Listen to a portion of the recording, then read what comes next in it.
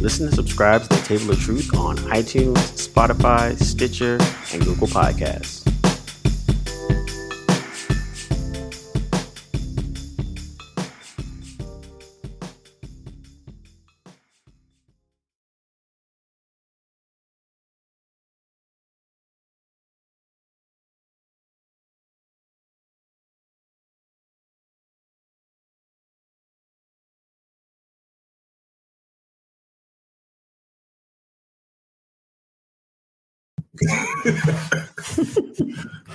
Welcome everybody to The Table of Truth. This is your man Cam. This is a Blerdlines edition. With me as always is the return of the intelligent brother with a library card, the most dangerous man in America. How do?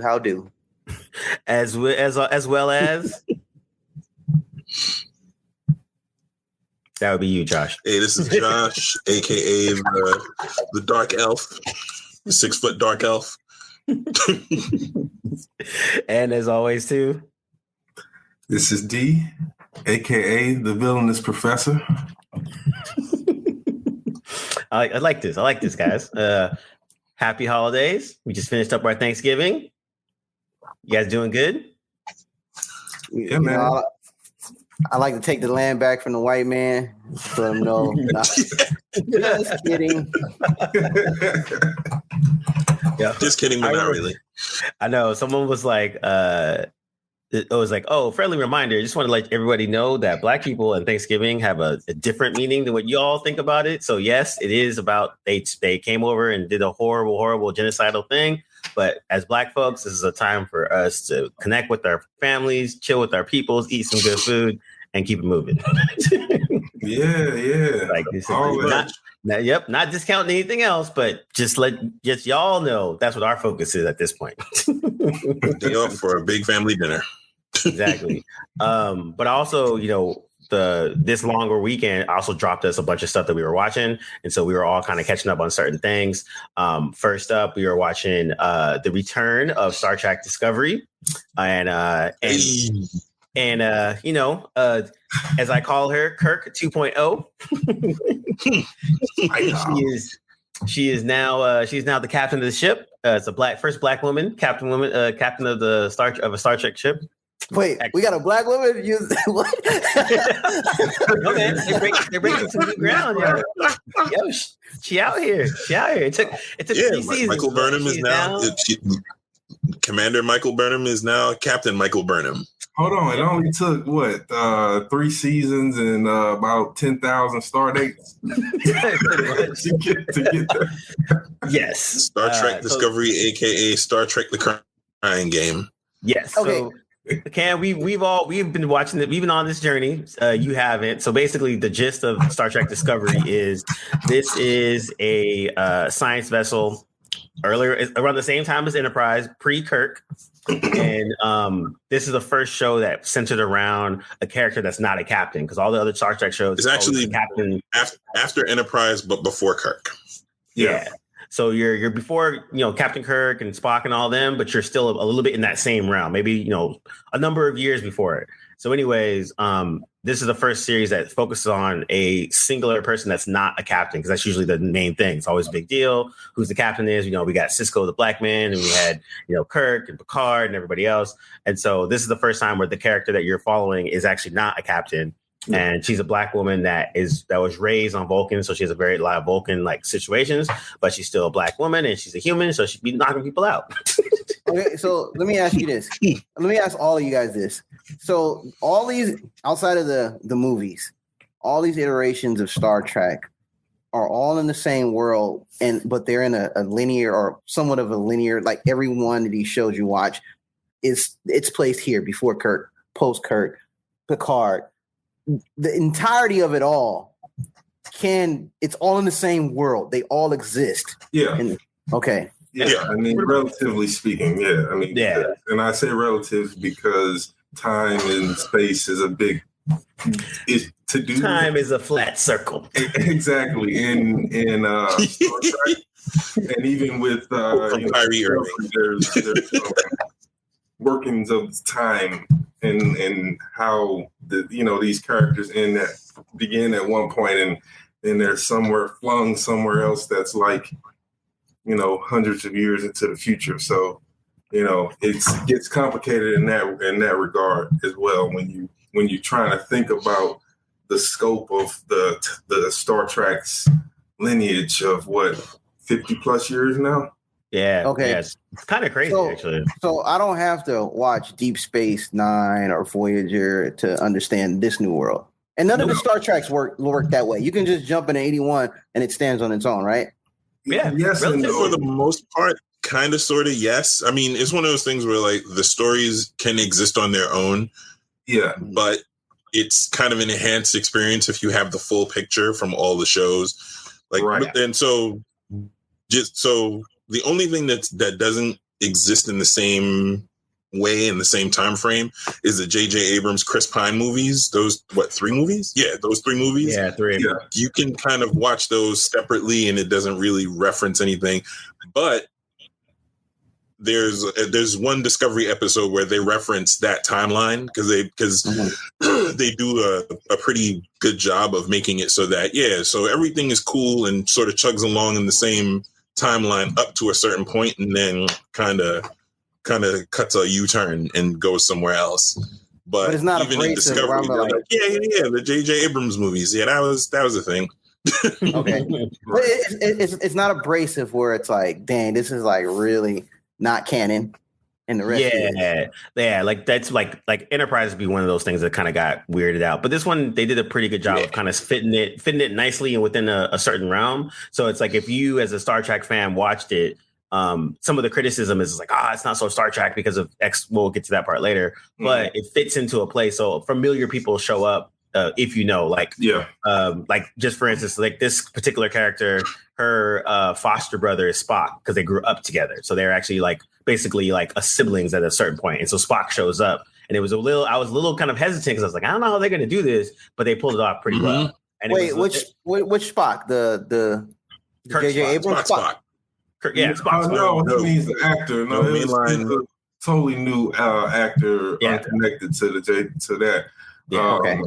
But same Spock, Nimoy is a few years past during this period. So it's like, I think his name is Ethan Polk or something like that. Yeah, he did a good job though. And also because of someone like, the Vulcan people are like, they live for fucking ever. So they're hella old. Yeah. So it kind of makes sense that he could be around in this realm. So you see a less polished Spock. So he's a little bit more angrier. He has more ambition, like emotions and all that kind of stuff. And you get to kind of see how that kind of develops, which is kind of cool.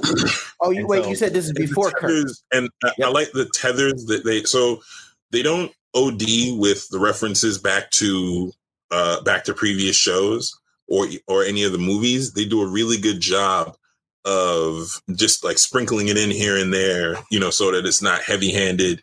And it's literally usually just one line of dialogue. Me and D'Angelo's favorite phrase.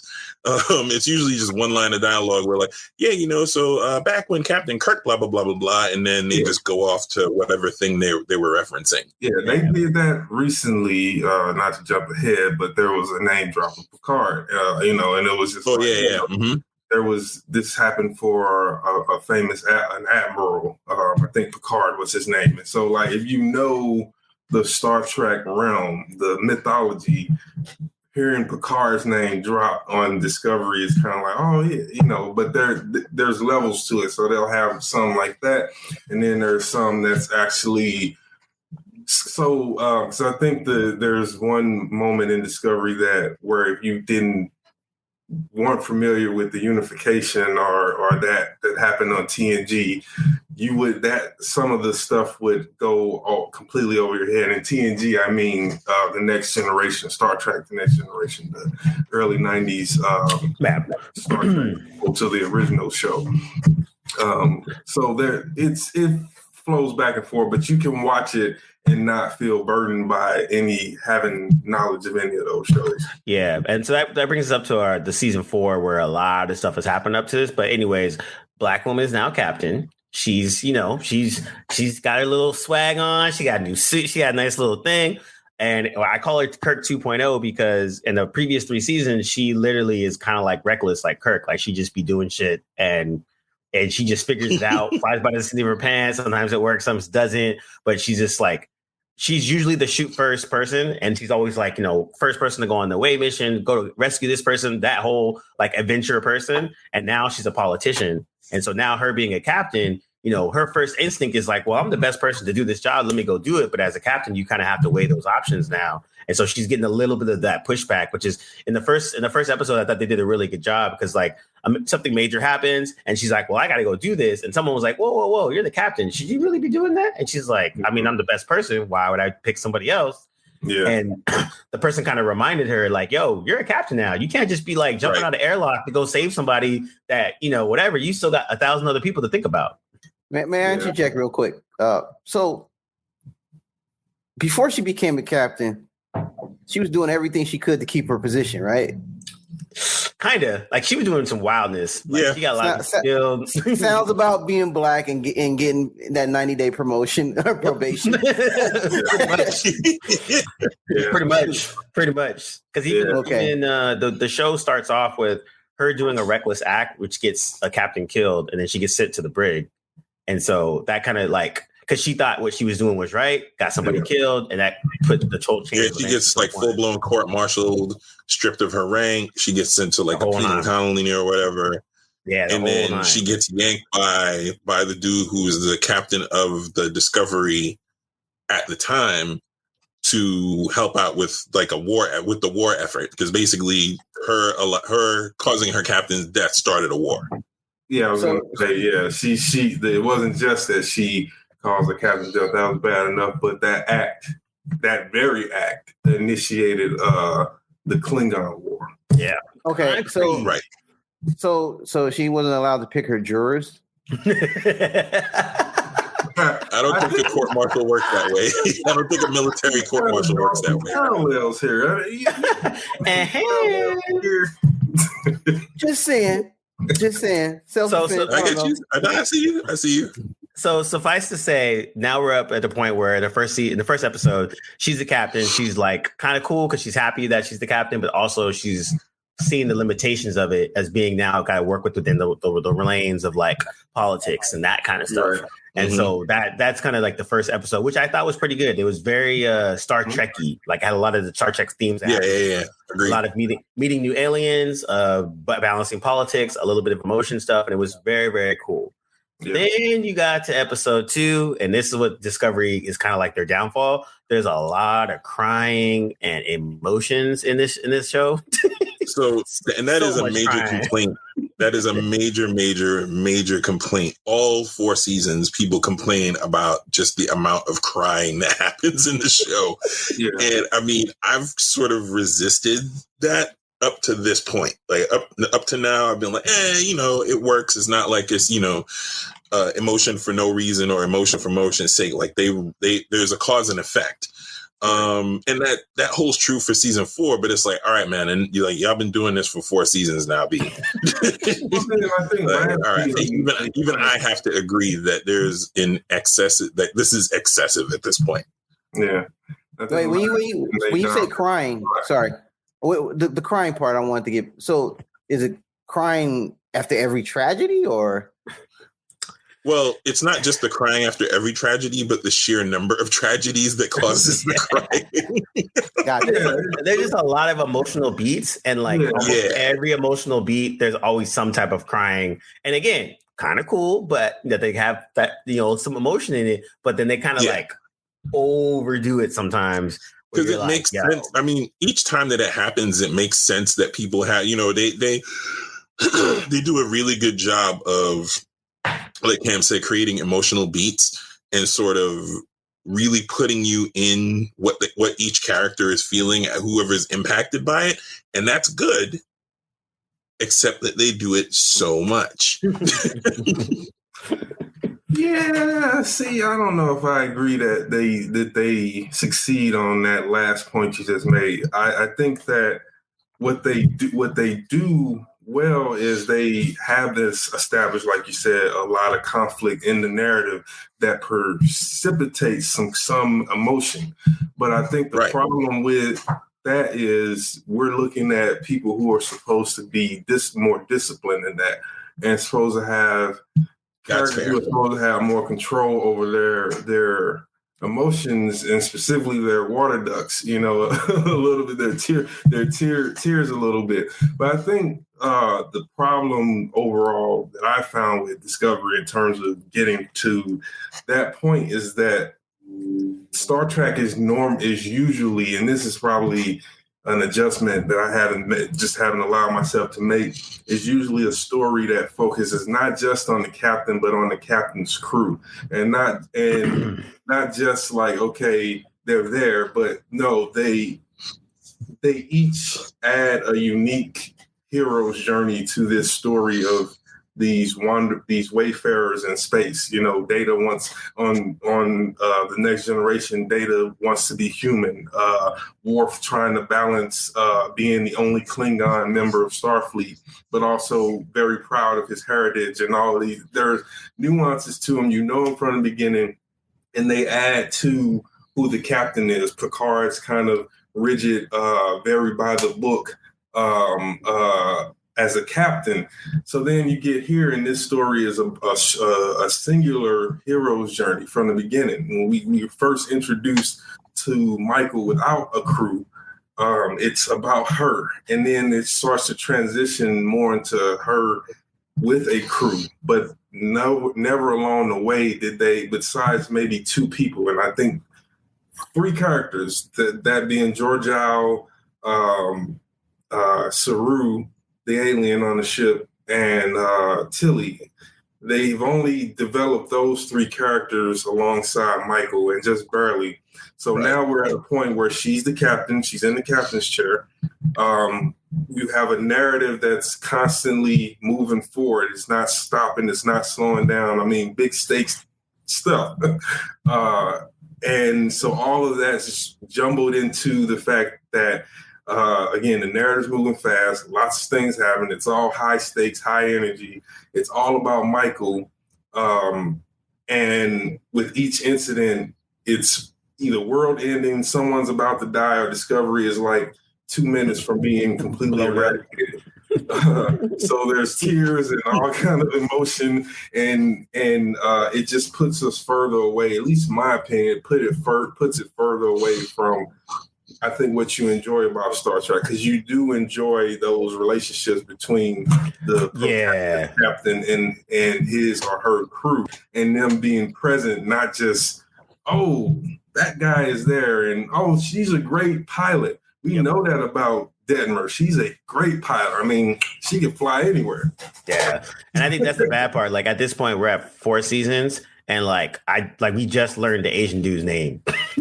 It's like Asian dude. There's a black guy number 1. They just got a random new black guy. I'm like, where'd you come from? And there's like this random blonde chick that just like popped up in the background. I'm like, yo, who are you people?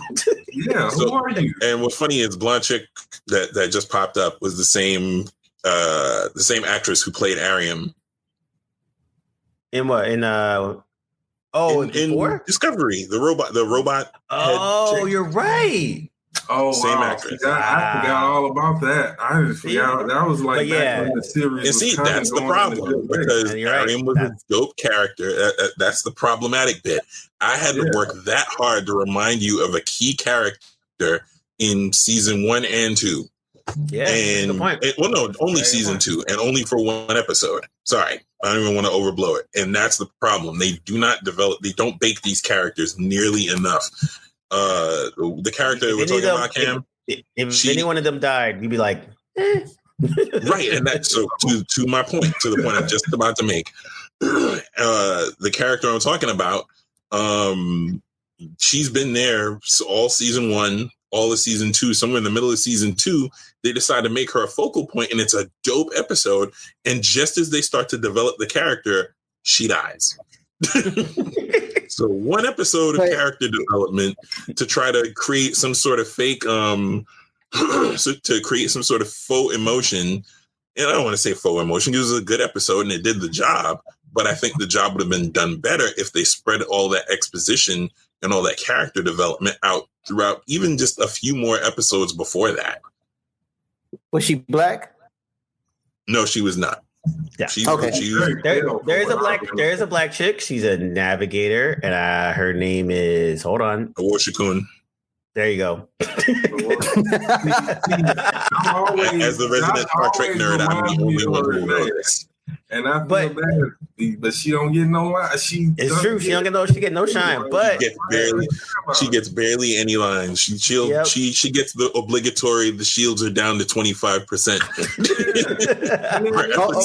This week she had to say that with a mouthful of blood. Yeah, and I was like, "Come on, man! Like you could have gave come on." Wait, to their credit though, all the black women on the show, their hair is on point. That's true. And Michael had Fro. She had Brett Urade. I was like, okay. Someone's thinking. Okay, right. So let me ask you. Green is great as Michael. She really does make the show. I just want to say that Sonequa Martin Green, I'm very glad that she got out of The Walking Dead and found this show. I just want to add that. Oh yeah. Okay, so let me ask you three. As someone that's I'm familiar with the Star Trek universe in some form. I grew up on it. I watched the J.J. Abrams movies. With this new show, Voyager, right? Is it what it's called? Discovery. Excuse me. Discovery. Can I just pop back in here and watch and be okay watching it, or will it be like a waste of time? Or is just so much going on in this universe that I'd be lost? Or could you just throw me in here? The first 3 seasons are stellar, in my opinion. First 2. It meanders a little bit. Well, hold on. What are we? Season 4, right? Season 4. Yeah, the first 2. Sorry. My fault. Yes, the first 2 are absolutely stellar. The third season meanders some, and lands the plane now. Yeah. It's watchable. It's still watchable. Yeah, it lands the plane at the end. There's you're one right. specific aspect to season 3 that is absolute. Just once there's the mystery, and then there's the cause of the mystery before they can solve the problem, and the cause of the mystery is absolutely just it falls so flat. Wow.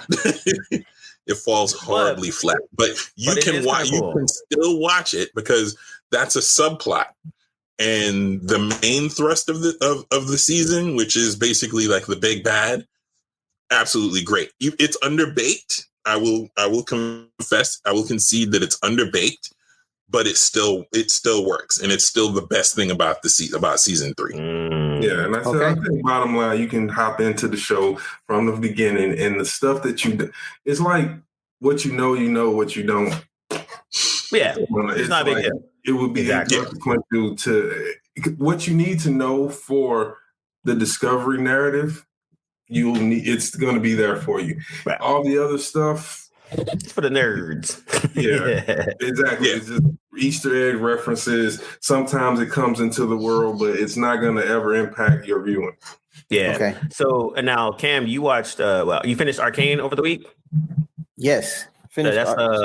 ARCANE's the League of Legends animation, which is really crazy because one, I've never played League of Legends in my entire life. It's a super popular multi-million-dollar franchise industry. People play online, Twitch, the whole nine. It's been like this for like 5 years. I want to say 6, I think. I was actually me and Pope interned with because of for Blizzard or something. No, for IGN. Not even injured. We were PAs, and they had a StarCraft tournament, a League of Legends tournament, and I still didn't understand the game. But this year alone, though, League of Legends dropped ARCANE, which is an animation series. 10 episodes was it? 10 episodes. And then they also dropped a video game called Ruined King, which is kind of harkens back to old school turn-based like Final Fantasy style, like a gameplay. And so that's kind of made a couple waves because like League of Legends is not like, again, it's a very kind of a nerdy game. If you like it, you like it. But if you don't, you have no reference of it. So when I came into ARCANE, I was watching it cold and I was like pretty much blown away. Yeah, I agree. I am very unfamiliar with this multiplayer online battle arena game, or MOBA, as people in the game genre like to reference it.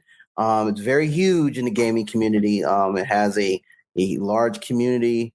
And I saw the trailer for this randomly, and I was just the eye candy of the animation caught me, and I was like, "Oh, League of Legends!" Like, I have no clue what this is about.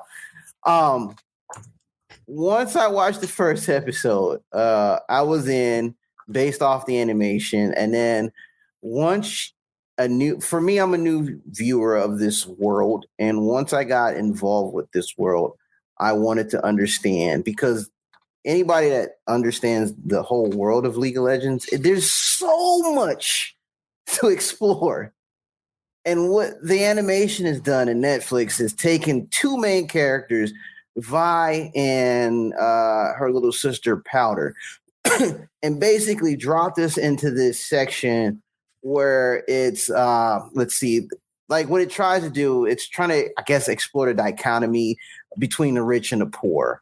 But what the Netflix series does, I think, really well is they don't make it so black and white. There's nuance and context behind the actions of the rich and the poor, and why there's a separate faction between those two.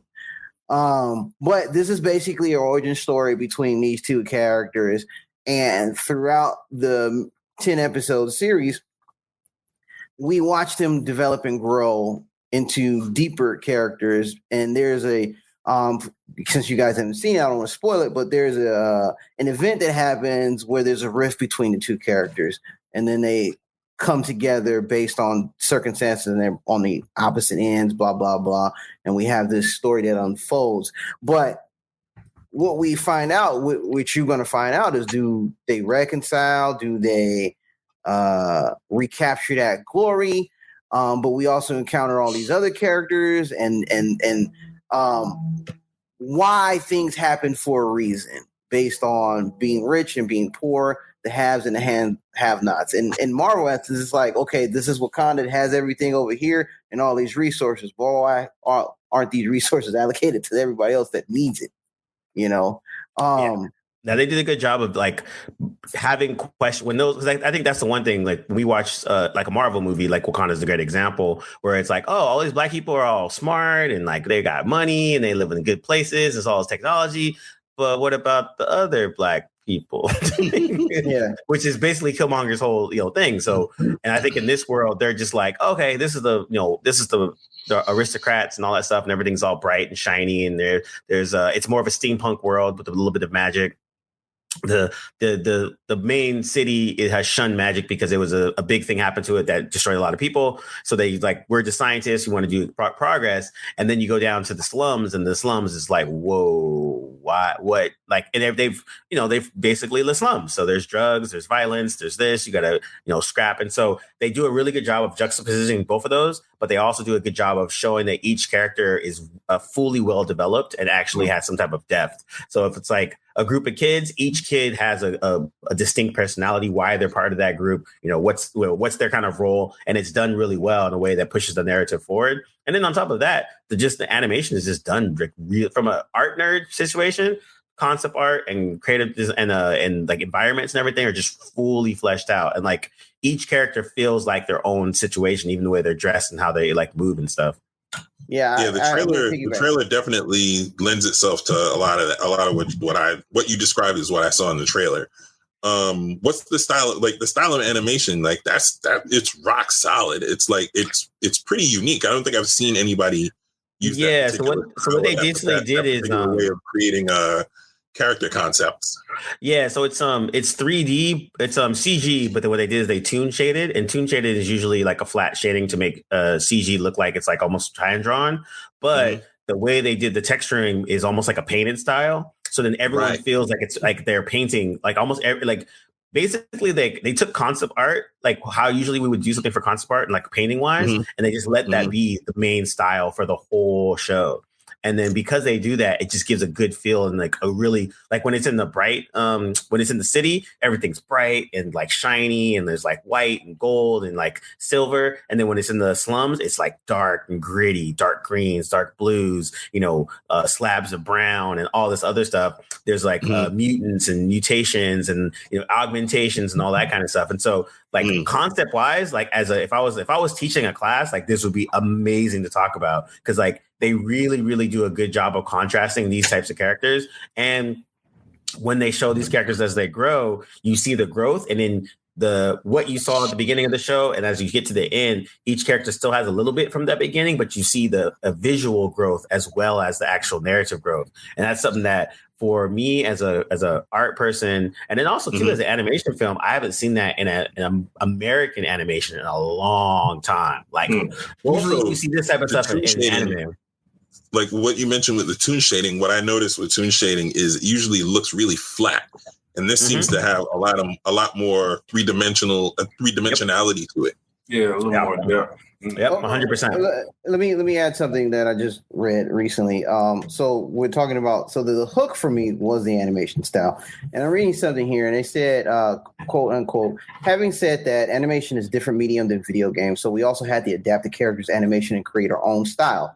Their goal was to find a good balance between realism and cartoon style. Since their characters have a semi-realistic proportions, they have to move and behave in a realistic way with weight and solid body mechanics. But to keep the appeal and avoid any uncanny valley effect, they also had to bring traditional animation techniques. That's why they didn't do motion capture, but only keyframe animation that allows them to control the acting, performance, and aesthetic. Nice. Yep, 100%. And then also, Ice American the studio is actually in France. Damn it! What's the studio? The studio is actually based in France. What's the name? It's like Foratech, I think it is. Let me double check. I always forget. I think it's Foratech. Yeah, Foratech Productions. And they also do the other thing that they do a great job of. It is primarily CG, but when they have dream sequences, when they have a character having a psychotic break, then they add in just flat, regular old 2D animation onto it. And they put it on top of it, which gives it a different flow. There's another one where there's a fight scene where two characters are about to fight, but instead of showing it in they actually do some great action sequences, but in these two characters, they knew each other from when they were younger. So then they animated in almost like an old school, not old school, but in a 2D way that has almost like a playful kind of a kid, like they were just playing when they were kids, when they were friends. Now they're not friends. So they just do a lot of little touches overall where it's like, okay, you definitely hang out with the Pixar people, but you're not doing Pixar stuff. And you're really paying it because, we all know that one thing about Pixar is their stories are always good. Like they have base, right? Something has feelings. Is Pixar is basic. Put it like this. You don't have to be a League of Legends expert. The world is overwhelming, and personally, I have no desire to get into that world. Same with the movie Doom. I just want to jump into this. But the smartest thing that Arcane has done they really focused in on two specific characters, and I think that's the smartest thing could have done with a project like this. But it has a tightened focus on such a gargantuan world that it gives new people who are not familiar with this a very good insight of what the whole world is based off two popular characters. Yeah. Okay, so these are not just random characters. These are well-known characters in this world. Yeah. Like for us, I was watching it just cold. I was like, I don't know who these people are, but this shit is amazing. Yeah. So scale of 1 to 10, guys. What are you thinking? 8. I put it at 9. 8, 9. Yeah. Really? I'm being 8 because I don't know the world and I can't compare it to my knowledge base. Mm-hmm. I'm not giving it a 10, but I'm giving it an 8. Well worth my time. I binged it in 2 days. Oh, Your wow. 8 is an average person's 9.5, so that's a high. Yeah. That's high praise. Yeah, I would look. I gave What If a 10 because I was just loving it. So right. But yeah, I would actually give it a 10 purely because of on the technical side too. It just visually it's freaking gorgeous. Like I want to buy this art book. Like I want to see how they did like a lot of this stuff because each main character is just done really, really well. And they just do a great job of like also too, there's a good mix of types of characters. So all the black characters have black skin, whether it's a little bit darker or a little bit shit. Like they just look good. And like you're really there's a part where you see the mom and then the daughter, and then the mom has very black mom characteristics. Yeah, and she does it. They did a good job in the voice acting, and on top of that, I'll give it an extra 0.5 because Avasarala is one of the voices too. She has the best voice in all of acting. The old lady from Expanse. Oh, yeah, I'm gonna that is Madam General Secretary to you, Cam.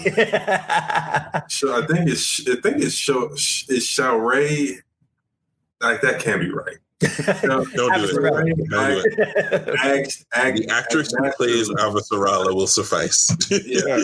Hey, don't have your tongue breakdancing trying to pronounce her last name. For real. Just almost hit the dance floor just now. I'm like, wait a minute. I just tried that and completely failed. I'm looking right at it, but can't even. But it for me, I liked it a lot, and it just basically it gave me more hope because I'm glad that stuff like What If happened, and like all of us are all watching Young Justice, and that kind of fit. And now this fits in that realm of like something that is worthy of our time. And that's why I was like wanting to make sure that you guys got like hear from both of us because like this is put this one on your list and get back to us because it's pretty dope. Yeah, if you don't watch, go ahead. Sorry. How many episodes is the first season? 9, 10. Okay. 10. So 10 episodes, and just because sometimes Netflix series, they're up and down sometimes for me. 100%. So, on average, so you're saying it's definitely like one of those really among the better of the. Yes, 100%. Put it like this: I watched 2 episodes day one and watched the rest the next day. Okay. Wow. All right. That okay. All right. All right. Cool. Yeah, and that's also kind of like what I was talking about before because we all watch Young Justice, and Young Justice just wrapped 6 episodes, 7, 6, I believe. No, I think we're 6 or 7. Yeah, 6 or 7. This is season 4, and yeah, man, it's getting kind of crazy. Okay, so disclaimer. I don't have HBO Max, so I stopped on the first 2 seasons. I'm caught up to that point. So anything new, I don't know what's going on, but I can still say I still vouch Young Justice. It gets so much better, bro. It just gets exponentially better as it moves along, man. Yeah, 100%. And I think the I feel so bad because like I'll watch Young Justice and like I saw these guys, they watched Titans, which just wrapped 2 months ago, I think, or last month. And so they finished the 3rd season. Yeah, it finished the 3rd season. And like I stopped on the 1st season and I'm like, all right, do I need to come back? And they're like, nah. Yeah, no, as long as there's a Young Justice, you don't really need to bother yourself with Titans. I know it's a live action almost equivalent, but not so much. Yeah, we were wrong. Yeah. It's 8 episodes in. So they just dropped the 8th episode on November 20th on Thanksgiving Day. Okay, so yeah. What is the streaming platform Titans is on? HBO Max. It's on HBO Max as well. Yeah, gotcha. Exactly. Yeah, it started on at this point, but at this point, man, Titans has a ton of promise, and it should be way better than it actually is for the players that they have, for the arcs that the arcs that they lay out are great. It's just the execution. It's I don't want to say hit or miss because I think the first season was really good. I think the second season was okay. Third season was good, but ended kind of flat. And this last season, what are we on? Season 3 or 4? Season 3. Right? So yeah, sorry. So first season, so they broke it up. Sorry, first half of first season was rock solid. Second half was so-so. Second season was dope all the way through, in my opinion, but it ends really flat. And this third season was it started out with a ton of promise and was really, really good for the first, I want to say 2 episodes. And then from like the 3rd or 4th episode on, it's a downhill spiral. Yeah. It's a lot of writing and a lot of just like throwing things. And again, I think comparing it to Young Justice and the way that Young Justice uses the DC universe in a much more, I think, mature way, narratively speaking. In terms of using the familiar characters. Oh, we know that Batman, Superman, and the Justice League exist. So we're going to focus on the sidekicks, the kids. And it starts off as a coming of age story, and then it morphs into, their sort of their post-high school years where they're, really into the thick of being superheroes and things like that. With Titans, it's just that stuff isn't there. Much like with what we mentioned with Discovery, Titans should be a show about each and every one of those superhero characters, and instead it's a show solely about Dick Grayson. And then when you move into the season 2 and 3, it's a show about Dick Grayson and the Bat Family. And so I love Batman. I love the Bat Family stories, but I'm just saying, like, I think that when you have story with Young Justice now, it's about everybody. Like, it's not just about, if Dick Grayson isn't on screen, you don't miss Dick Grayson, but you love when he is on screen. Yeah, you know what exactly. I mean? And Young Justice, I think in general, like, they do a great job of dropping in characters, and then it's like, say for instance, something will happen and they're at the watchtower, and then all of a sudden, they need one of the jets back in the show. So they call whoever's away in space, and then he pops up in his cyborg, and he's like, "Yo, Superman, what's up?" He's like, "Hey, I need you to get back to Earth because we got this thing popping off." He's like, "Bet, I'll be there in whatever time." Done. Literally a minute scene, but it just dropped Cyborg in, and he actually, in previous season, he was actually a pretty main part of it. And in this one, he literally is in it for 2 seconds. You know who he is, you get it, and then you keep it moving. And so I think a lot of times in Young Justice, they do a good job of just having characters pop up, and like, you don't need to know their whole story, or if you've like mentioned them some time before, a little bit about them, and you're just like, oh, that's right, they all live in this continued world. Where I think I only watched the first season of Titans, and so like in that they were starting to do that kind of well, but Young Justice pulls it off a lot better, where it's just like they have multiple characters, and you don't feel like it's too much. Like, they just use just the right amount, and they give them just enough shine, and then kind of push that narrative forward. Young Justice does a really good job of managing a really large ensemble, because it starts out with just like 5 characters, I want to say, and at this point you have pretty much the majority of the league. Like, they start out as sidekicks, and then they're like full-fledged, they're like young adults at this point. And it does a really good job of adding in character, like Cam just pointed out, adding in characters with kind of casually, like they just kind of drop in. Sometimes they're introduced, sometimes they just pull up. And it's a really good, they do a really good job of managing the ensemble. Like, at this point, there's like easily like 12, maybe 15 characters, and they could pop in at any point. Plus, just the ancillary characters that it's not really about. And they just do a really good job of managing an ensemble in a way that doesn't feel like it's crowded. It feels like there's a ton of people, but at the same time, they know how to focus in. Like, this season, they started out with just 4 characters, and they focused on those 4 characters, but everybody else is in the periphery. Then they pivot after a thing happens, and they pivot to the reaction to the thing that happens with the rest of the team.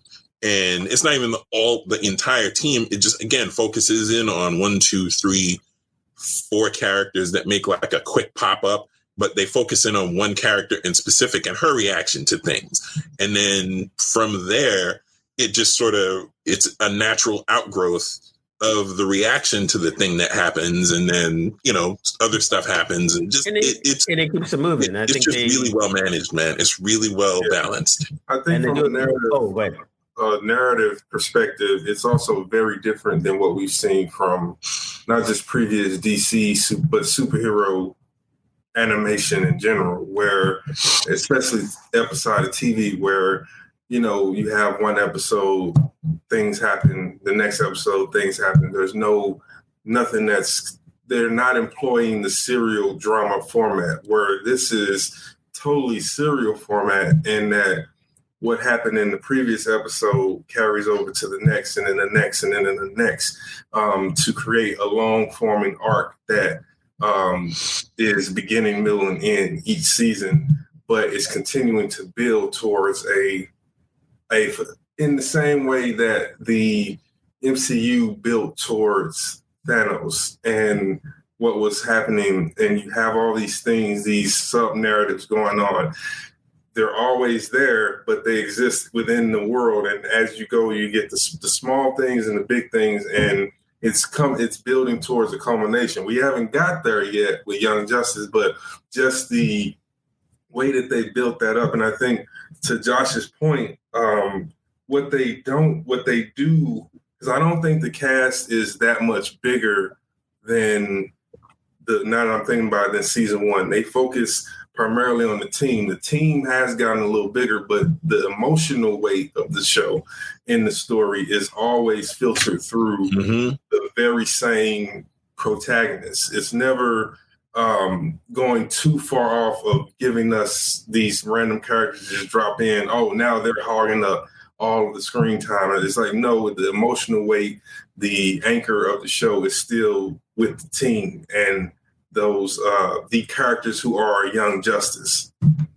Yeah, definitely. And they make it to the point where, you know, like kind of like what they were talking about Bat Inc. Like, I'm not a Batman fan, so that would just be annoying. But for Young Justice, Batman will show up and he just shows up. Sometimes he says something, sometimes he doesn't. Joker's in there for like 2 seconds and he's not the main there. Like, Joker's there, but he's there as a villain in this universe, not as the villain. And same with Batman and Superman. So like they're all there, but the story's not about them. And then I think by doing it that way, they allow to open up the whole world of the DC universe because they have tons of characters. And some of them are actually pretty cool. And then other ones, to their credit, they've created them within the show. And some of them now are debuting into the comics now, which is actually pretty dope. That happened with Harley Quinn because she actually debuted in the Batman and the animated series first. And then they introduced her into the comics later. I'm going to say this. As far as Titans, now amongst my circle of friends, and you guys are among them, I am known as the hater. So when you disappoint Josh, an avid comic book optimist, when you disappoint Josh, you drop the ball. Oh yeah, Josh sees no 100%. fault in That is a fact. things. That is a fact. You got Josh hesitating, saying, "Man, it felt flat." And he's doing these and he's making gestures. Y'all messed up. That is a fact. Coming from me, no shock. Coming from Josh, you like, man. So anybody who's listened to us go back and forth know that I'm always with the hate, and Josh is with the puppies and positivities. But when you Josh on the thing he loves, and he usually finds no fault, and he finds fault, it's looking a little suspect. Yep, exactly. And another thing that like all of us watch, but Cam hasn't, is Lovecraft Country. And we like really enjoyed it. And then it got one season. It did a solid job. It was enjoyable overall, I think. There's some parts that are, technical things here and there, but overall it was pretty good. It was dope. Black woman was the showrunner, good cast. Jonathan Majors was doing her thing.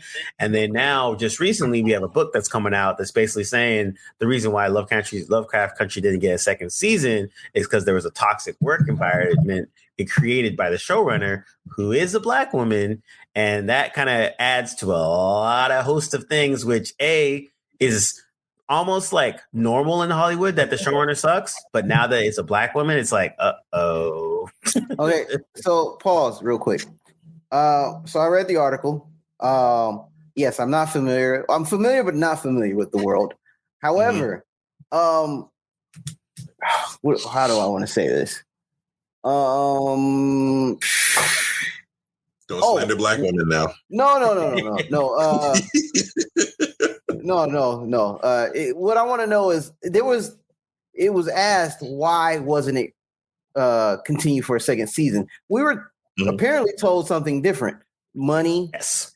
And what was there was another thing. Yeah, what they put out there was the budget. Budget. They're like budget. Budget. And also that there possibly wasn't any more story to tell because that was the other thing. Yeah, the first season is primarily based on the novel by the same name, Lovecraft Country. So I think they pretty much covered the entire first narrative, first book. Well, there's only one book. They covered that whole. And then the showrunner, Misha Green, she was like, "Wait, I had a whole second season Bible that I was working on that showed that no, I had a plan for second season, so that's BS." So then the other one was budget, which is like, okay, that could be something. But then now that this allegations are coming out, that makes everything change a little bit. There was also the HBO. They mentioned him in the article, but I don't know the exact name, but he had mentioned before the show got canceled that Misha Green was at work on already writing season 2, which then she proved was true because she presents these sketches, the whole, like you said, the Bible of where season 2 was going to go. It even had a title, a hyphenated title or a colon title, Lovecraft Country, I think was Supremacy or something. Something like that. I don't remember what it was, but yeah. So it's kind of a perplexing story. I think I didn't buy any of the reasons. This was not something I expected to come out. I think for me, when I first heard it was canceled, I read the reasons why. I didn't buy them. And then when Misha Green released her, the sketches and all that stuff, I said, okay, it makes sense. Something else happened. They wouldn't have just cut that show because right now they're trying to fill that space of kind of, I won't call it highbrow because it's not, but that sort of high-end production value of TV story that HBO is known for. So why get rid of a show that kind of checks off a bunch of boxes? You have a great show that has a Black woman showrunner. It was definitely primed to win some, probably continue and be really successful because, again, it was different and a lot of people loved it. So the fact that it just went away didn't make sense. So I was half expecting something to come out. I didn't expect it to be that she was the problem. Or wait. Is it good? Is it actually good? I have a quick hot take. Go ahead, Cam. And when you're done, I have a hot take. Okay, so is Lovecraft Country, let's be honest, is it actually really good? It's good. Yes, it's good. It has like a lot of shows, and specifically some that it's a little overly ambitious. I think, especially with regards to its use of music and certainly with the narrative, with the storytelling. But it's not like bad. It's not bad storytelling, or that they were doing. It's like, oh, that doesn't make any sense, or that's. That character is, or that this. I think it was more so just like some things felt a little bit like, okay, it might not be if this was with a more seasoned showrunner or someone that handled this genre, or it probably wouldn't have felt as odd with some of the episodes. Like some of the episodes just felt a little bit like, okay, that needed that script should have went back to the drawing board or get a few more drafts before they shot that. And the only reason I say this is just to add some context, because when we watched, oh my God, Power Man, I'm using the old name. What's his? Luke Cage. Luke Cage. So this is the reason I say this, and I asked this question. Luke Cage, we all were up in arms because, I always say the worst form of justice is representation. And when Luke Cage got canceled, everybody's like, oh, they took off the black show. I was like, no, the show's bad. Yeah. It's actually not a good show. It wasn't a great show. This is not a black and white thing. It's just bad writing. It was terrible. The writing wasn't good. The writing wasn't good. No, this isn't the case with that's not the case with Lovecraft Country. Lovecraft Country is pretty solid. They do some trauma porn that they kind of keep harking on after a while. But I thought overall, like a lot of the themes that they do, a lot of their weaving in of the events of that time period, they did a really good job. There's definitely some eye roll moments, but I think in general, like I think it's a solid for someone that this was like her second show or third show that she was a showrunner. Second, I believe, yeah. Second for someone that's running the show for the second time. Yeah. And not even on some like, is it good for just because it's a black show? But like, I don't like horror as a genre, but this was a horror kind of show. And I watched the whole thing and it was just like, yo, this is dope. Like they did a really good job of it. So in that respect, I think good. But go ahead, Josh. I have a hot take. If this was a white showrunner, we wouldn't be having these discussions. This wouldn't even be an article because you hear all kinds of horror stories about all kinds of dudes who do all kinds of crazy and all kinds of shite on film sets and on TV show sets. And you hear about them after the fact, after the shows had like a 5-year run and this person was impossible to work with and all this other junk. And, you know, to me, this is, I hate I never jump at articles like this saying, you just trying to tear down a black woman, but this kind of feels like that. Like, so what? Like, yeah, okay, she was a crappy showrunner. Let's assume that the article is 100% accurate. She's a trash human being and a bad showrunner who just happens to have a talent for this type of show. Like, she's a bad showrunner in terms of the interpersonal. Let's assume that. Let's assume that's 100% right.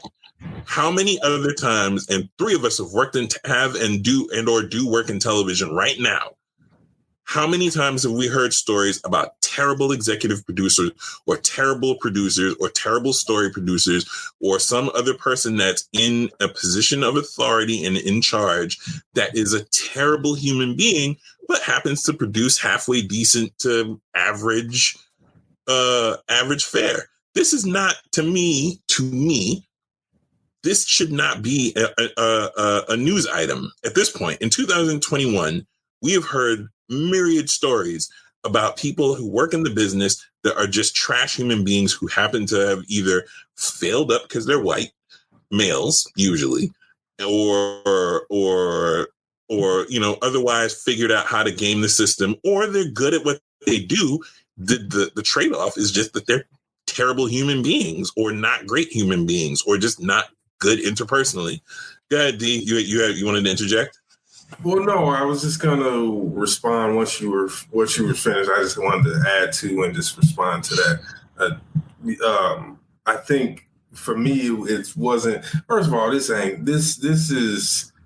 is kind of newsy of the day type of thing. I don't think this is gonna impact Misha Green either which way, because the other thing is, and my problem with these reports now, if it's true, I'm not going to excuse bad behavior, black or white, or, you know, whatever it is, you know, but I think there's better ways of handling this type of thing. And then 2, this accusation is coming from a book from an unnamed source. Like, you don't, who is the people who are making these accusations, and why aren't they saying these things? And you know, for what we know about what happened, none of this stuff this stuff wasn't mentioned before. And I think the bigger issue is that, you know, we can't put any kind of credibility behind these stories because it's just a story. There's no one, there's nothing attached to it beyond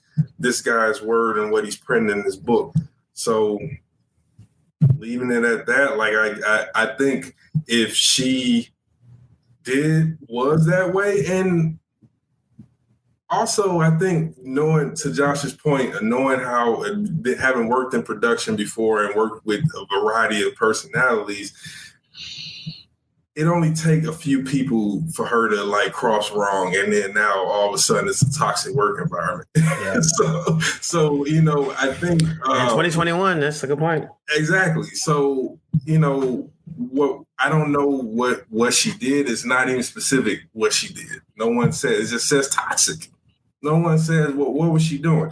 Now, if she was rude or something like that, that's okay. She's a showrunner for HBO. I'm sure she's under a lot of stress on a daily basis.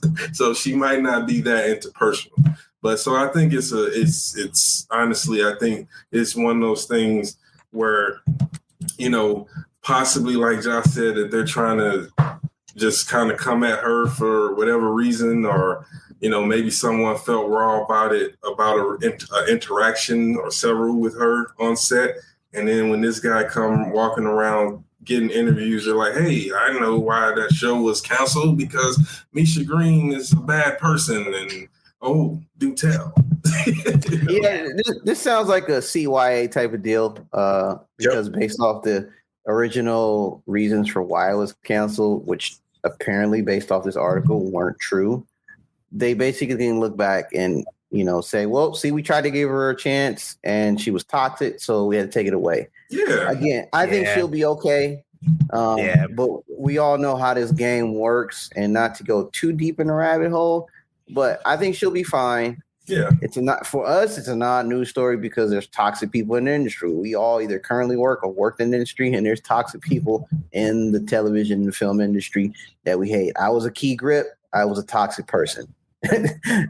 So with that said, I can only imagine with a showrunner or somebody that's being backed by a big corporation such as HBO trying to push product, because it doesn't, at the end of the day, we watched Game of Thrones and there was money pushed behind that and it was making a lot of money, even though the writing stunk after season 5, and they still made it work. So to hear something that, we're not going to pursue it because it costs too much money, I think. Right. That is exactly where I was going. Don't even exactly what you just where you were headed is exactly where I was going. There are people who and what I mentioned before, to back up what I mentioned before, there are people who are terrible human beings who happen to be white men or white women who get a pass because at the end. And here's the funny thing. When you're on set, to Cam's point just now, when he was a key rip, he was a terrible person. I've been on television sets. They're not the most fun places to be in high stress.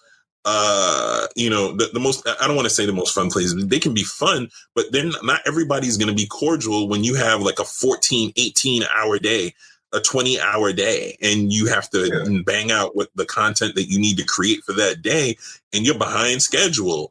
Or you haven't had lunch, or you're gonna have lunch, but it's lunch might be trash. Craft services might be garbage that day. It could be any number of things that create, and I think D'Angelo can attest to this, having been a producer on a set. Not every day on set is just peaches and cream and puppy dogs and little kittens. And Cam said the same thing. You know what I mean? Yeah, I think this came from an actual Deadline article, Deadline.com. Like they interviewed the author Miller, and I was like, just kind of look for one of the quotes, and the actual quote that he said was, "I think again, writing the book of record with my reporting leads me to conclusion based again on numerous sources that the explanation of the show's cancellation was not what was reported. I think I have a duty to go there and make sure that I have it right and to do it. But I don't think I have the agency in the book to go on and on about it, given the fact that no one was going to go on record for it." And I think that actually is pretty good on his point, just saying like, yo, mad people told me some shit, but no one wants to go on record, so I can't really talk about it more than what they've given me. So you guys have to figure it out on your own or something like that. But that's like half a book. Like that's just so basically he wrote his book on hearsay, and that's probably like a chapter, right? Maybe a chapter. I think that's probably like even less than a chapter of the book. It's probably a section on that period, which probably includes Lovecraft Country and a few others in the conversation. I don't think it's probably. I would be surprised if I was wrong, but I doubt that topic is taking up more than a page or two of that. Of his overall book, because we're talking about HBO's ruthless pursuit of new frontiers. That book is likely going all the way back to 1999 and talking about like the Heartless, and like a bunch of other stuff. It's like that'd be amazing. Yeah, I doubt Love Her Guns probably factors into the new side of things, but I don't know, but it's an But you're right, though. I think at the end of the day, it's like, there's a lot of passes that the white cis males get that no one else does. So man. So I hope that this blows over, and I think it's one of those just like blips, and then we all move on. But hey, can black people have assholes that are toxic too? Sometimes I don't know. Hey, if that happens, we made it. We be equal opportunity. Okay, so I'm gonna wrap it up, but I'm gonna wrap it with more. Two things. One is gonna be we just had Thanksgiving, so we can have a little bit of a comment on your Thanksgiving, if you will, good or bad, and then two, I'm setting this up because I'm gonna set it first. D'Angelo has been trying to tell me to watch the Chucky TV series for the last month and a half. One, I don't watch horror. Two, I could care less about Chucky. Yet, actually, no, I take that back. I care about Jennifer Tilly. She's the only one I care about in Chucky. So, D'Angelo, why do you care about Jennifer Tilly? I wonder. She's hot. Okay, as long as you admit that. It's white. It's white she devil, dude. You gotta have one. As long as you're clear. All right, D'Angelo, I put in 2 minutes on the clock. Convince me and go. Oh, wow. 2 minutes to convince you to watch Chucky. Okay. Well, look, you don't have to be a horror fan if you like comedy. I mean, there you go. It's very nostalgic, very 80s. It's like watching Stranger Things, The Goonies versus Chucky. And if you know Brad Dourif, you know that voice actor, you know that he does a great job as the voice of Chucky. But mainly it's 8 episodes. It's USA. It's a fun show that you don't have to think about. You can literally throw it up in the background and it's like nice, really good story beats that don't take a lot to think about. You're just and continue to go back to doing something else. By the end of the episode, you're satisfied, laughing, and ready for the next episode, but you're not clamoring for it. So it's a really good, fun, short series that kind of drums up a lot of nostalgia, especially if you grew up watching some of the 80s horror and all that stuff. But mainly it keeps it, there's nothing scary about it. It plays in that genre because that's obviously the genre that Chucky's in. But for the most part, it's all humor. I wasn't gonna watch it, but then I just saw someone was like, "Oh, this show is actually fun," because I thought it was stupid to have a Chucky series. I laughed at the idea of somebody walking into a executive's office with a show for Chucky. But then I watched it, and I was like, you know what? This is not bad. It doesn't take itself that serious. It knows what it does well, and it sticks to that. And there are not a lot of shows on there right now that does that well. 8 episodes, I'm sold. Damn, my pitch for pretty good. 1 second left. Not bad. Not bad. All right. Cam, I want to also say Jennifer Tilly's 63 years old, bro. Hey, man. Yo, everybody needs their one white she-devil, yo. She look good in that show. 63 though, Cam. Hey, I'm like, Ming-Na Wen is what, mid-50s? Michelle Yeoh is I'm telling you, a lot of these. Angela Bassett, how old is Angela Bassett? 67? Jennifer Tilly doesn't look bad. She looks pretty good in the series. She hasn't missed she looks just like she did before when she first time she played the bride of Chucky. Oh, so basically she's just drinking her water. That's what you're saying. Basically, hydration. Okay.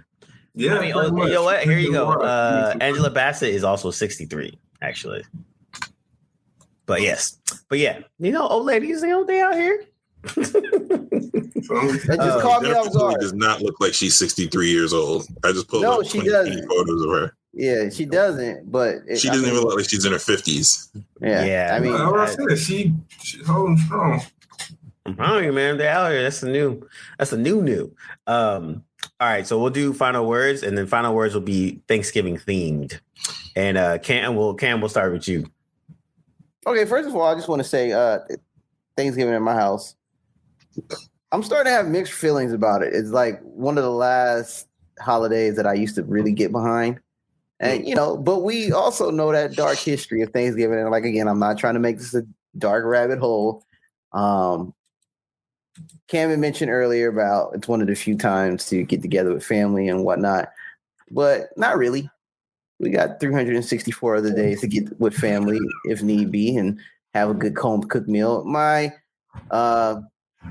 just like my disclaimer is like I don't get to have sweet potato pie or candied yams or candied sweet potatoes, excuse me, as often as other people. So it's the one time of the year that our community gets together and wants to make these bounty food dishes. And it's the one time we get together and we eat to our heart's content at that particular time and eat those particular dishes. With that said, we know the gift and the curse of Thanksgiving, as what I like to call it. My Thanksgiving was uneventful. My daughter was sick. We didn't do anything. We went to Costco. We got a rotisserie. And like I said, we made chicken fajitas. And we were in bed at a reasonable time. Now, the one caveat I used to mention was Black folks and non-Black folks eat the Thanksgiving dinner at different times. And I was mad confused by this. And I was thrown off when I went to somebody else's house and they was meeting mad early. And I was like, this ain't right. However, with that said, I've been doing some intel, and for the last 5 years, people tend to post their Thanksgiving plate pictures. Now, everybody shouldn't post their Thanksgiving plate pictures because not all plates on Thanksgiving look the same. I had a dude that come on here, and I think he plays for the Patriots on Twitter, who said mac and cheese is just cheese and noodles and it's overrated. And I said, who child is this? For real. Who raised this man? Now, granted, valid question, sir. You can go Google Matt Judon and who's associated with will give you all the answers that you need to know because this man has probably been eating Kraft mac and cheese all his life and ain't had the real mac and cheese that was made by your grandma whose arm's so fat that you can't see her elbows. That's the mac and cheese you need to have. Yeah. Right. But again, everybody that posts their Thanksgiving party plates don't need to be posting their party plates because it looks like they in poverty. They chicken look or they turkey look dry. They mac and cheese ain't mac and cheese and it's got peas in it. Who in their right mind putting peas in mac and cheese? Don't go rogue on Thanksgiving, especially in the Black household, or you will get excommunicated out the family. Or you're washing everybody's dishes. That's all I'm saying. That's my rant. Not all Thanksgiving plates are equal. That's funny. Again, if the person in the kitchen arms ain't fat and you can't see her elbows, it ain't real. Don't come talk to me. Because you know the dessert be hitting. So that's it. Yeah, my Thanksgiving was good. It was good to see everybody. We got the fam back together, and it was really fun. All the food was great. Everyone made their dishes. I laughed because everybody in my family can cook, and so I cook all the time, but I actually don't cook for Thanksgiving purely because it's another 17th chef. So I'm like, nah. We need wine. I got you on wine. Got some whiskey. Whiskey is good too.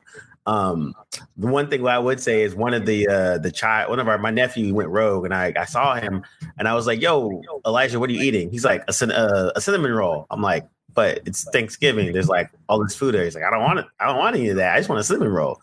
So this child was legit eating a cinnamon roll while everyone else was having Thanksgiving dinner. Wow. More for everyone else. Wow. Cam, can I ask you a quick question? You said everybody in your family can cook. In your family? My family. I'm saying my family. You gotta be clear.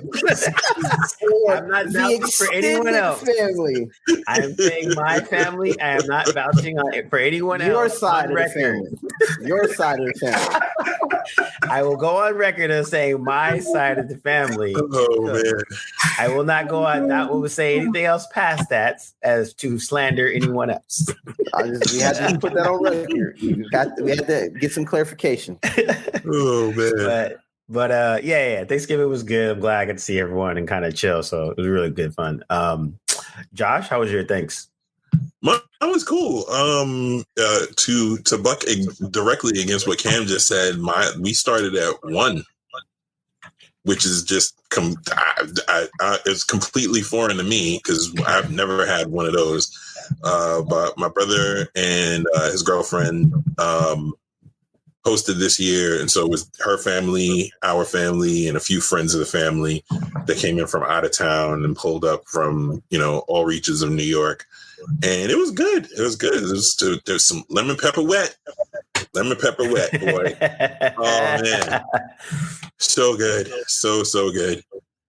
So good. But yeah, we did like there were hors d'oeuvres. There was like a mini course before the main course, and all manner of old people desserts. It was good. It was old people made desserts, I should say. So okay, I was gonna say, please define old people desserts. Whether old people crafted desserts. Excuse me. Okay. It's desserts.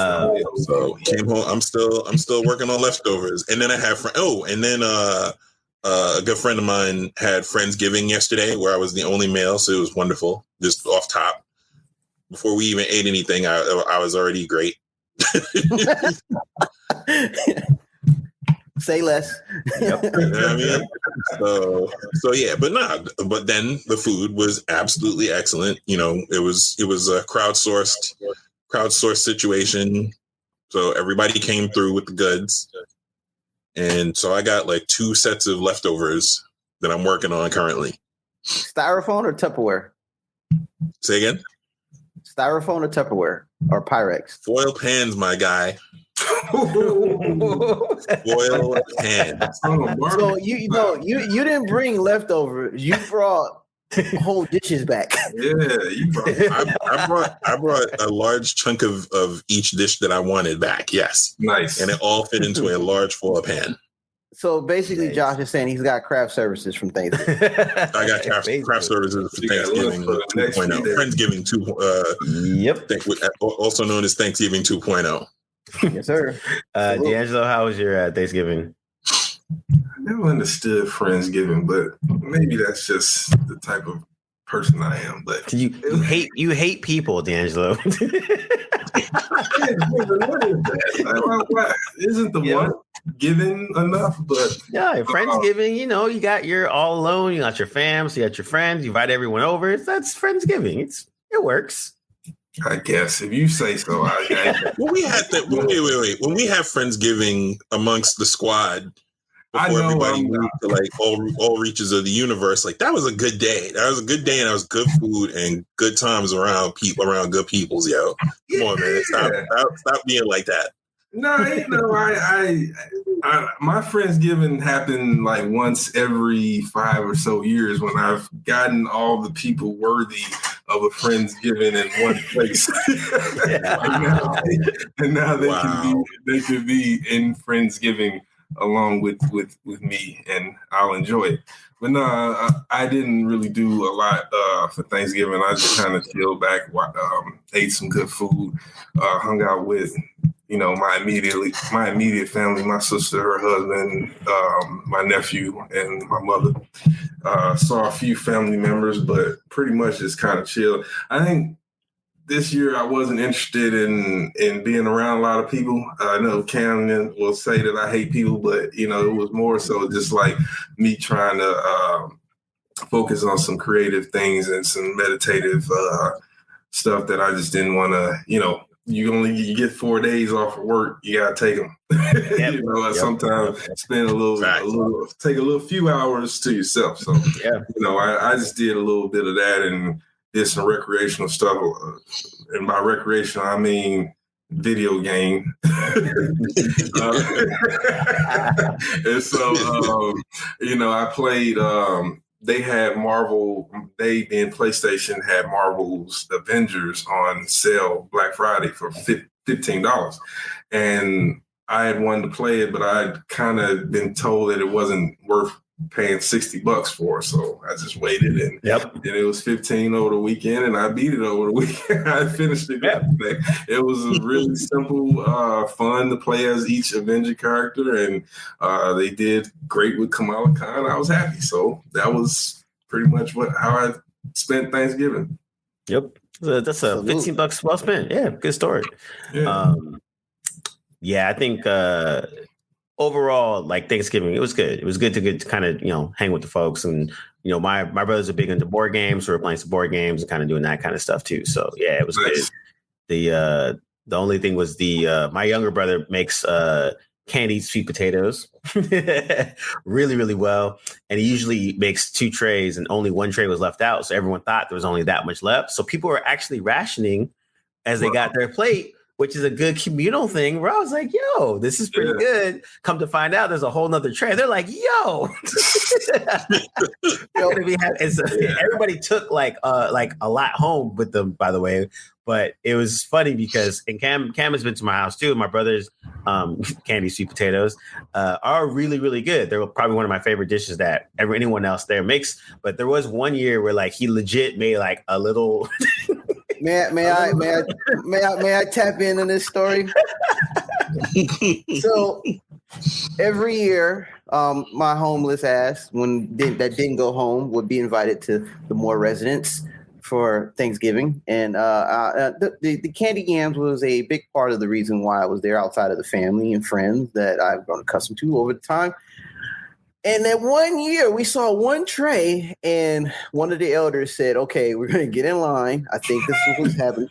We're going to get in line by age, and everybody's going to take a scoop. Wow. Now, wait, hold on. I'm not part of the family, and I made a ruckus about this. I was like, what? I was like, why? Wait, what? Hold on. What do you mean 1 scoop? Like, what part of it? Again, I could have been kicked out of the house for rightly so, but I felt like it was a swift injustice to have that many people in there get 1 scoop. And then I looked at the person who made it and was like, why you make 1 damn tray, bro? You know how many times I think it was weird. It was a year that something was like low, and he couldn't make 2 trays for whatever reason. Oh wait, so this time you had already tried it, so you were just like, "Why is it?" I'm mad because you were accustomed to unlimited 1 scoop. Okay. Bro, you can't have just 1 scoop of it. And they really made a rule on this, and I was, again, if they'd kicked me out of the house like Uncle Phil did Jazz, they had a right to do so. But I'm not even part of the family, and I took this to the high umpteenth power. I was like, I'm protesting. There's no way in hell you're gonna have me just take 1 scoop and be satisfied. And lo and behold, we all took 1 scoop because that's what it was. It was crazy. That's great. That's hilarious. That's good stuff. But the funny part is, this past one he made 2. He learned. Like, you make 2. Your protest did not go unheeded. Exactly. He's never done that particular incident again. It's always like almost extras. I looked at him so crazy that year. I was like, bro, you tripping. And to his credit, actually, he even made it vegan now, and it's actually tastes exactly the same, and probably like less, like a negative 1,000 calories that you probably would have got from before. That's awesome. So that's dope. Again, I've been to this house before. Somebody used to bring tofurkey. He got looked at crazy, but being from the black community, I forgot about that one. We have to try to eat better. So more props to your brother for making a vegan one that if you taste the same, no one's gonna bat an eye. Yeah. You're right. I forgot about the tofurkey. That was actually that tofurkey stood alone on a hill and died on a hill by itself that year. Man, I came in. I was like, "What is that?" Just someone just shook their head and just kept doing what they were doing. Man, those things don't even look. Don't even look like they taste. Yeah. Yep. Put it like this, D'Angelo. I brought ginger beer one year. And I got looked at crazy. I was like, it's just ginger beer. Like, it's hit or miss. I brought a 6-pack. I was like, y'all more than welcome to try it, but it ain't for everybody. Yeah, ginger beer is hitting. I don't understand people. At the time I brought it, it was unfamiliar territory. It's water, juice, Martinelli's, soda, and all the stuff you usually see. The ginger beer was a new thing, and they were just like, they thought it was alcohol. It's like, no, you got to try it. It was. And to those who are listening, in my opinion, if you're gonna drink ginger beer, Fever Tree, in my opinion, is the best ginger beer. Just my opinion. As the Caribbean in the room, I will endorse that. Store bought. Now, if you go to the spot, you know what you got to do. Say less. But if you go to the store, commercialized Fever Tree ginger beer, in my opinion, is probably the best ginger beer you can get over the counter. You don't do the Gosling nonsense. What Cam just said. Yes. Yes. See, that's good. That's positive. All of us had a pretty decent one. It was no out of pocket stuff. No peas in the mac and cheese. Yeah. I just want to say one thing. This didn't happen on Thanksgiving, but the weekend before Thanksgiving, my neighbor's house burned down, and that was damn. It's not funny. It's not really funny because they lost the house, but just the saga of events. It's just kind of So just really quick, I'll just go over the gist of it. So early in the day, the house was on fire. The fire department comes, puts the fire out.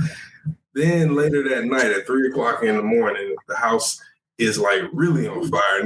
Now it's like engulfed in flames. So then, my neighbor. So Cam, the look on your face, yes, they did 2 fires in one day. Yes. In one day. One place. My neighbor is running up to me, and the dude don't have shoes on. He don't got nothing, but in his arms is a big 37-inch TV. So he runs up to me and he asks us to put the TV in the house. And then now he can't go back in the house because it's like scorched. Don't have any shoes on. So I'm like, oh man. So I give him the shoes off my feet. And I'm like not upset about this until I find out that because the reason that the first time it caught on fire was it was an electrical fire. And so when that happens, you're supposed to call the electric company and have them shut the electricity off until they can get in and assess, what the hell's going on. My neighbor comes back later that day, turns the TV on and all the power, and then falls asleep. And then the house just goes up in flames and like burns to a crisp. And the man didn't grab his wallet. He didn't grab no shoes, no jacket. But he got that TV, and I was just, I'm like, man, what was going on in that dude's head? How old is this guy?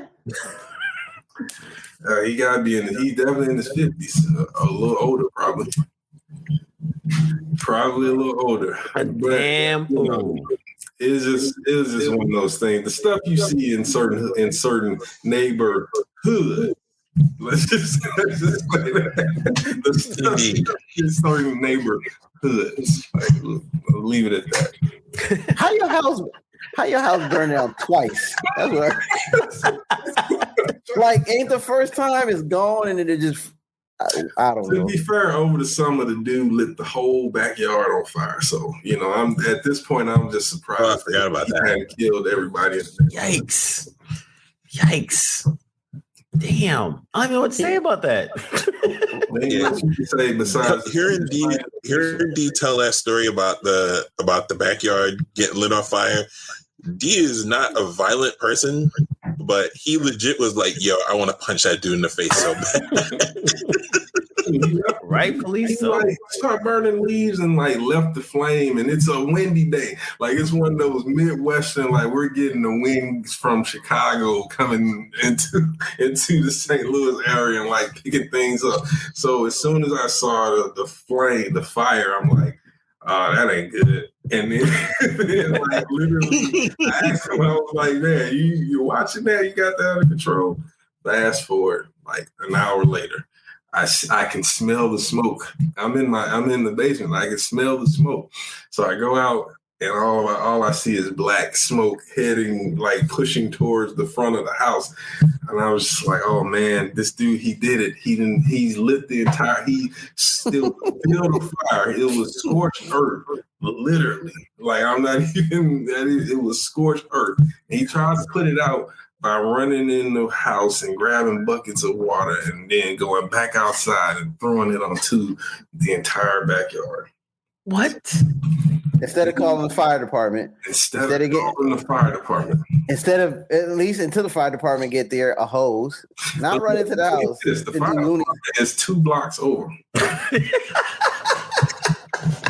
The things you see in neighborhoods.